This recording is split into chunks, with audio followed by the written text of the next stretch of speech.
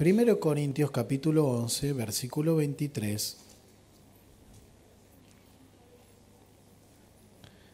Dice, 1 Corintios 11, 23, dice así: porque yo recibí del Señor lo que también os he enseñado, que el Señor Jesús, la noche que fue entregado, tomó pan, y habiendo dado gracias, lo partió y dijo: tomad, comed, este es mi cuerpo que por vosotros es partido.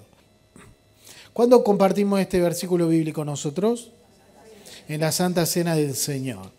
Entonces vamos a encontrarle un sentido no, sí, tiene un sentido, pero vamos a buscarlo a conectar con lo que vamos a ver. Entre lo que veíamos, en la unidad que pasó en Jesucristo, el que existió, el que fue y el que será, que tomó forma de siervo para morir en la cruz del Calvario, y en ese periodo de pasar de ser Dios a ser justamente tomar forma de creación y morir en la cruz del Calvario, identificarnos en Él, justamente porque Él se identificó con nosotros, en nuestras debilidades, en nuestras pruebas, pero Él no tuvo mancha. Justamente por eso pudo entregar su cuerpo, porque su cuerpo no sufrió los efectos del pecado, pero Él se hizo maldición por nosotros. ¿Y qué hacemos nosotros cuando tomamos la Santa Cena? Porque es importante que la Santa Cena sea tomada de una manera consciente. Si bien siempre exhortamos a la gente que cuando comparta la Santa Cena, lo tiene que hacer justamente en un periodo, que tomarse un tiempo para examinar su vida y tiene que entender lo que está haciendo. Entender lo que está haciendo. Nunca tome la Santa Cena apurado, porque lo que está representado allí es justamente el cuerpo y la sangre del Señor. La sangre que es justamente en el nuevo pacto, que es mi sangre. ¿Y por qué la sangre es un nuevo pacto? Y es lo que vamos a ver en esta unidad, justamente la expiación. Y nos vamos a familiarizar, creo que a la mitad del apunte, con cinco conceptos: expiación, propiciación, sustitución, redención y reconciliación.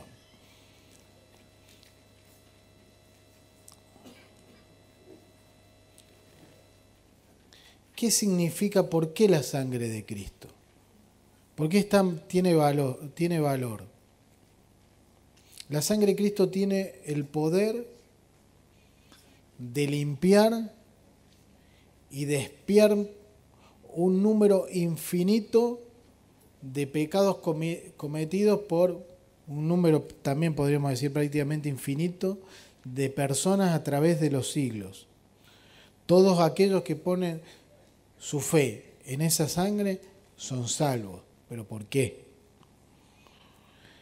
La realidad de la sangre de Cristo es un medio de expiación para el pecado. Tiene su origen, podríamos decirlo, en la ley mosaica. Aunque si nos ponemos a pensar, quizá un poquito más atrás. ¿Se acuerda cuando Dios, para cubrirlo a Adán y Eva, que habían hecho ese traje de hojas en ese intento, el Señor justamente tomó y los cubrió con pieles? En la sangre de esos animales justamente hubo cobertura de pecado. Pero ya en la ley de mosaica, justamente lo que estudió usted en el Pentateuco 1, vio justamente de que una vez el sacerdote podía entrar una vez al año a ofrecer una ofrenda de sangre de una víctima que tenía que ser justamente, tenía que cumplir ciertas características. Tenía que ser una víctima perfecta, tenía que ser un animal puro, pero no dejaba de ser un animal. Y tenía que ser este sacrificio hecho una vez al año, pero todos los años. El que lo efectuaba era un pecador, como nosotros. Hebreos 9:22 dice así: de hecho, la ley exige que casi todo sea purificado con sangre, pues sin derramamiento de sangre no hay perdón. Pero esta ofrenda de sangre tenía una limitación. Tenía que ser ofrecida una y otra vez, todos los años tenía que ser ofrecida. Entonces tenía un problema. Había un método de expiación. Si bien era efectivo, tenía un problema. Primero, la ofrenda que se daba no estaba a la altura de la persona que cubría, porque un animal nunca va a cubrir en importancia a un ser humano. Segundo, tenía que ser, se ve que no era tan efectiva porque tenía que ser periódicamente hecha de nuevo. Y tercero, era ofrecida por un sacerdote que no era un sacerdote puro, porque era un ser humano. Y la Biblia dice, por cuanto todos pecaron, están destituidos de la gloria de Dios. Entonces ese sacrificio que Jesús tan doloroso hace en la cruz del Calvario, por el cual nosotros tenemos perdón, lo que viene justamente es a solucionar y a dar un pacto que la Biblia misma lo define como mejor. La sangre de Cristo justamente es la base de este nuevo pacto. Yo le leía justamente 1 Corintios 11, cuando el apóstol Pablo le digo en la primera carta de los corintios hacían todo mal, estaban todo peleado, y justamente va a ver que en cada capítulo el apóstol Pablo pone un orden sobre cada cosa. En el capítulo 11 toca el orden de la Santa Cena y les dice justamente, les enseña cómo se debe compartir la Santa Cena. Y dice, como a mí me enseñaron, yo también les enseño a ustedes que la noche que el Señor Jesús fue entregado, derramó el vino en la copa, de la misma manera que se derramó justamente la sangre de Cristo sobre los que creerían en Él. Cuando Jesús derramó su sangre en la cruz, vamos a ver que eliminó justamente esta necesidad, esta exigencia de la ley, que dijimos que tenía tres problemas, que tenía que ser repetitiva, la víctima sacrificada no alcanzaba el estándar, no había una relación entre víctima y persona, y tercero era realizada por un hombre, justamente que era un hombre con necesidades. Dice Hebreos capítulo 10, versículo 3, todos esos sacrificios son un recordatorio anual de pecado. Era la sangre de Jesús, justamente, viene a ser distinto, porque no un recordatorio de pecado, sino un recordatorio de pureza. Y justamente hay algo que se llama, acá yo les decía que nos íbamos a identificar con 5 conceptos, que eran expiación, propiciación, sustitución, redención y reconciliación. Partiendo justamente, vamos a ver si esta vez le pego. 95, página 95. Hacen a propósito ustedes. 97, vamos. La expiación. La expiación en el Antiguo Testamento. Usted va a ver que en todo el origen del sacrificio, civilización que requirió de alguna manera el derramamiento de sangre en sus cultos. Lo va a ver justamente en nuestro continente americano. Los mayas eran muy sanguinarios y sacrificaban justamente a sus prisioneros como un sacrificio de los dioses, para que en la sangre, a través de la sangre, hubiese algún tipo de vínculo con lo espiritual. Es algo que el ser humano es algo innato. Las leyes del sacrificio están en Levítico del 1 al 7. Justamente dan las pautas cómo debía presentarse el sacrificio, usted sabe cómo se tenía que ser la víctima y demás. Y era justamente lo que permitía que haya comunión entre Dios y los hombres. Justamente yo decía la calidad del sacrificio. Los sacrificios eran buenos, por algo Dios los ordenó, eran buenos en el sentido de que cumplían, en cierta manera, el principio de retornar a un estado de reconciliación. Pero había algo que podía ser mejorado. Levíticos 4:26 dice, así era el sacerdote por la expiación de su pecado y tendrá perdón. O sea, ya está planteando un problema. El mismo sacerdote, el que oficia el pecado, necesitaba perdón. Así que el punto 3 dice con mucha razón que el sacrificio del Nuevo Testamento es mejor. ¿Por qué?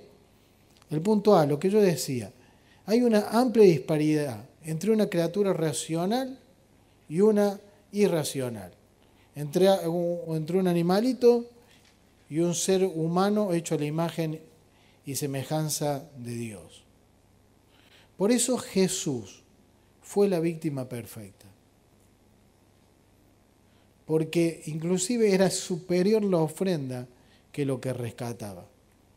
Hebreos capítulo 10, versículo 4 dice, porque la sangre de los toros y los machos cabríos no se puede quitar los pecados. A lo sumo los sacrificios eran transitorios, imperfectos. Los sacrificios animales son calificados de ordenanza de la carne, es decir, ritos que removían o quitaban la contaminación corporal y los pecados anteriores al ritual, pero no eliminaban la raíz del pecado. ¿Sabe una cosa? Cuando usted está luchando con una tentación, con algo que no puede cortar, la sangre de Cristo tiene el poder para arrancar la raíz del pecado de nuestra vida. El punto C habla acerca de la repetición de los sacrificios. Eso justamente requería que una vez tras vez, año tras año, debieran ser sacrificados los animales. Pero justamente Jesús murió una vez y para siempre. Jesús murió una vez por los pecados que pasaron, lo que lamentablemente están cometiendo en este momento y los que van a suceder en el futuro.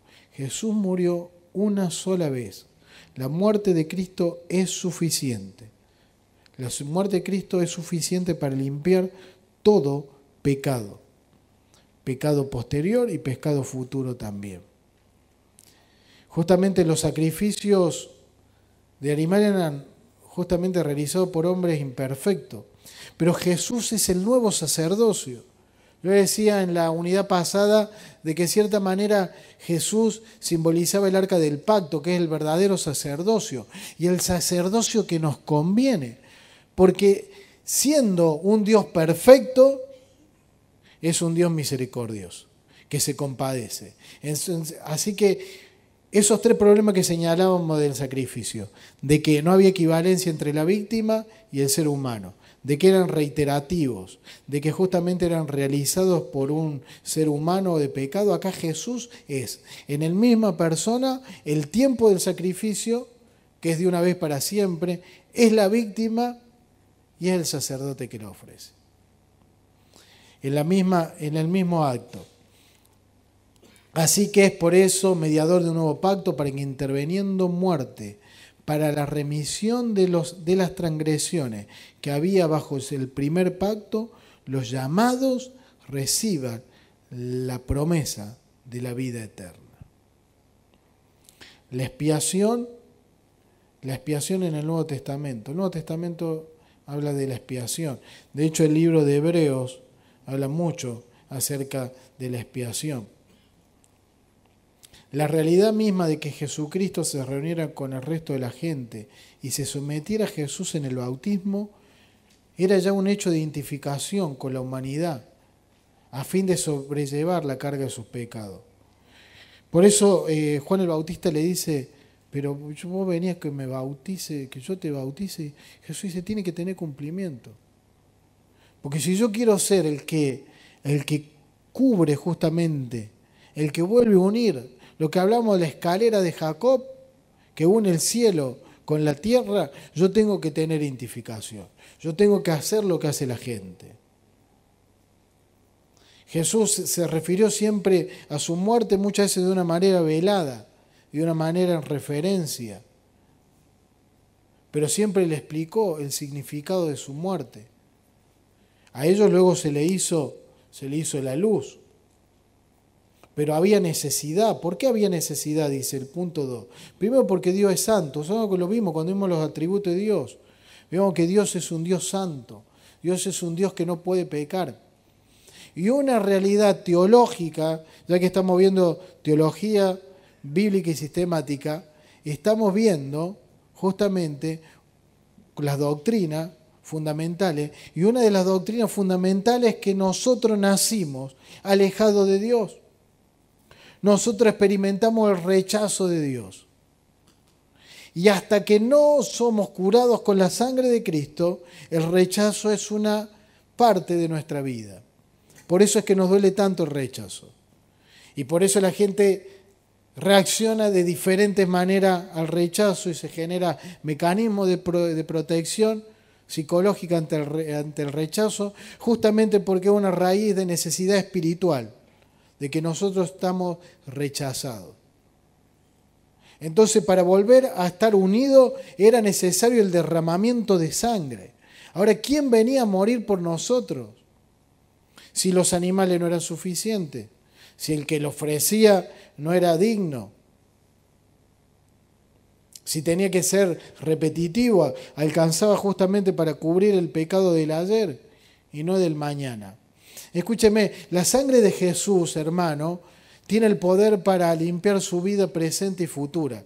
La sangre de Cristo limpia su vida y limpia la de su familia. La sangre de Cristo limpia sus generaciones. La sangre de Cristo limpia las generaciones que van a venir, limpia los hijos de sus hijos, en el nombre del Señor. La santidad de Dios en contraste con justamente con el pecado del hombre.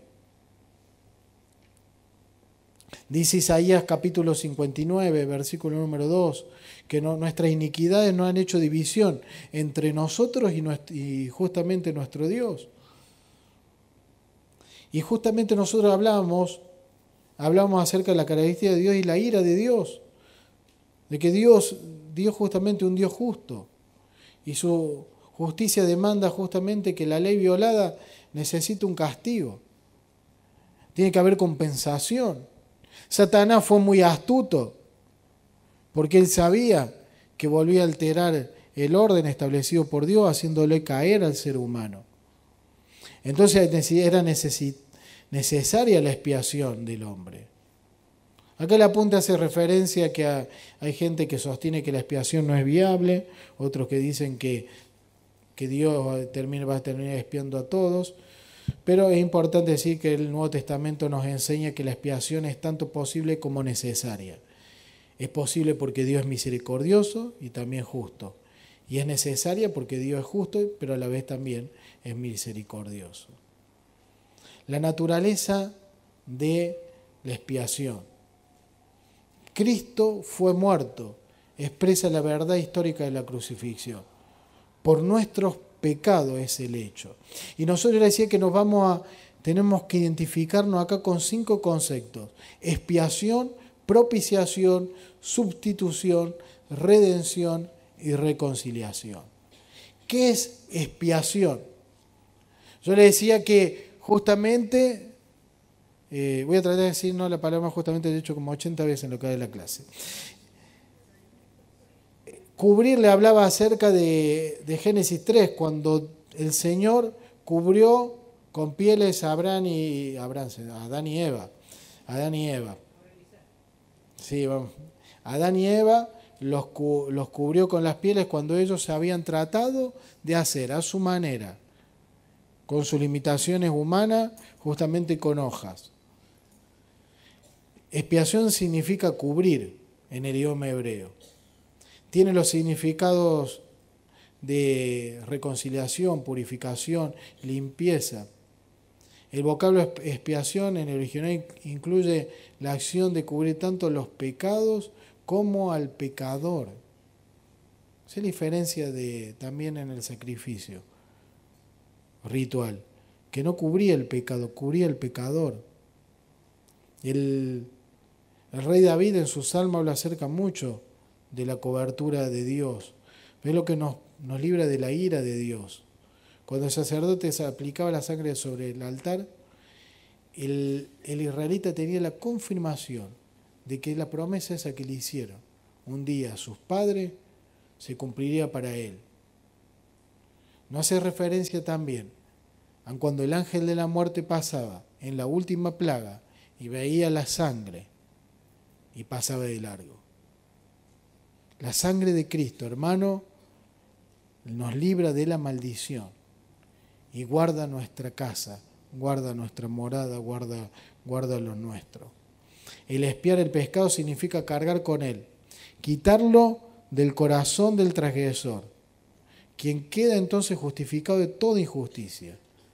Muere para el pecado y pasa a vivir para Cristo. Símbolo de esto el bautismo, ¿no es cierto? El bautismo, plano de agua en la Biblia, significa justamente transición de planos espirituales. En la Biblia, las muchas aguas hace referencia a gente, pero el agua, muchas veces en la Biblia significa muerte, significa juicio. Por eso Dios juzgó al mundo con agua en el diluvio, y justamente Jonás entró al agua y Jesús dijo que justamente él va a pasar, y otra vez con la palabra justamente, Jesús iba a pasar, iba a ser una señal que iba a sufrir lo de Jonás. Entonces cuando nosotros entramos al agua del bautismo, lo que estamos haciendo es decimos que morimos al pecado y nacemos a una nueva vida para vivir ya con Cristo. El otro ejemplo, el otro concepto es propiciación, que significa acercarnos. Porque la expiación no tiene que ver solamente con limpiar el pecado, sino con volver a conectar. Apacigua la ira de Dios, pero nos vuelve a conectar con Él. El poder de la separación queda anulado.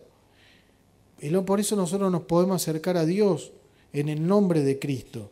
Por eso podemos tener comunión a Dios. El otro concepto es la sustitución. Se considera que se hacían en el altar lo que éste no podía hacer por sí mismo. El altar representaba a Dios y el sacerdote representaba al pecador y la víctima era lo que se entregaba. Y es lo que hizo Jesús en la cruz del Calvario. Ocupó nuestro lugar. Es por eso que nosotros fuimos, dice el libro de Isaías en el célebre capítulo 53, ciertamente llevó nuestras enfermedades y nuestros dolores, mas Él fue herido por nuestras rebeliones, molido por nuestros pecados. El castigo de nuestra paz fue sobre Él, y por su llaga nosotros fuimos curados. ¿Para qué? El otro concepto, redención. Redención lo va a ver al tema en el libro de Ruth, donde se paga un precio. Se paga un precio. Eso es redención. Había algo que en nuestro país no se usa mucho, pero en muchos lados se sabe usar, que son las casas de empeño. Antes tenían mucho, se veían mucho acá. En otras naciones se ve, en Estados Unidos se ve mucho. Donde la gente va y deja un bien, o lo vende ahí, pero generalmente se lo entrega en parte de garantía por un dinero que se presta.